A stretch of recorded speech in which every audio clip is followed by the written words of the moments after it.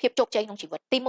កុំវាតម្លៃទៅលើការនិយាយផងមនុស្សបើពាក្យនឹងល្អយកមកទុកមកអ្នកណានិយាយក៏ដោយសឹកថាឆ្កែចេះនិយាយឆ្កែចេះនិយាយឆ្កែនិយាយយកមកស្ដាប់មកយកពាក្យនឹងមកទុកមកអ្នកណានិយាយក៏ដោយឲ្យតែត្រូវយកមកទុកមកកុំខ្វល់បុគ្គលហ្នឹងសំខាន់យើងយកវាមកអនុវត្តខ្លួនយើងគេធ្វើមិនកើតជឿរបស់គេយើងធ្វើឲ្យកើតទី1ឬមនុស្សជប់វាតម្លៃទៅលើពាក្យល្អៗអ្នកណាធ្វើមិនធ្វើអត់សំខាន់តែយើងធ្វើទី2ផ្លូវនៅក្នុងជីវិតជោគជ័យអត់សំខាន់តែយើងទៅរៀននៅវគ្គណាសំខាន់យើងតាំងចិត្តធ្វើវាខ្លួនឯងរាល់ថ្ងៃអត់បានដួលហើយងើបភាពជោគជ័យនៅកន្លែងហ្នឹងកុំបោះបង់ទី3ផ្លូវមានច្រើនណាស់ជ្រើសរើសផ្លូវណាដែលងាយស្រួលប្រមូលព័ត៌មានឲ្យច្រើនខ្សែគប់មនុស្សឲ្យត្រូវណាខ្សែគប់មនុស្សឲ្យត្រូវខ្សែគប់មនុស្សខុសវាលាយខ្សែគប់មនុស្សត្រូវទោះបីយូរឬឆាប់ថ្ងៃណាមួយយើងទទួលជោគជ័យយើងមានមោទនភាពដែលបាននៅជាមួយមនុស្សដែលត្រូវស្គាល់មនុស្សខ្លាយនិងមនុស្សពិតប្រាកដកុំសូវស្ដាប់ពាក្យសម្ដីបន្ថែមពេកបើយើងចង់បានភាពល្អពីពិតប្រាកដរៀនទទួលយកការពិតរៀនទទួលយកភាពជូរចត់ព្រោះអាហ្នឹងជាថ្នាំហើយជួយលើកទឹកចិត្តទៅដល់អ្នកដែលគេចូលរួមចែកម្លែកកុំមកឃើញរឿងអត់ប្រយោជន៍ទេនាំគ្នា like share តើរឿងនិយាយត្រូវអត់មានអាណាវីដេអូអីមួយយូរទៅគ្មានអាណាគេមករវល់មួយយើងទេណាព្រោះគេអត់មានបានលុយពីយើងមួយរៀលទេ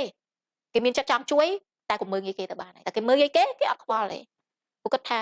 មនុស្សដែលទទួលស័ក្តិសមនឹងទទួលតម្លៃនៃការចែកម្លែករបស់គេជាអ្នកណាគេសុខចិត្តសរសេរបង្ហោះផុសមួយចោលអានបានស្ដាប់ម្នាក់ក៏មានតម្លៃដែរអត់ត្រូវការមនុស្ស1លានអ្នកមក like ហើយអត់ដឹងថាពាក្យនឹងនិយាយថាម៉េចអញ្ចឹងថ្ងៃនេះខ្ញុំចូលរួមចែកម្លែកខ្លីប៉ុណ្ណឹងបងប្អូន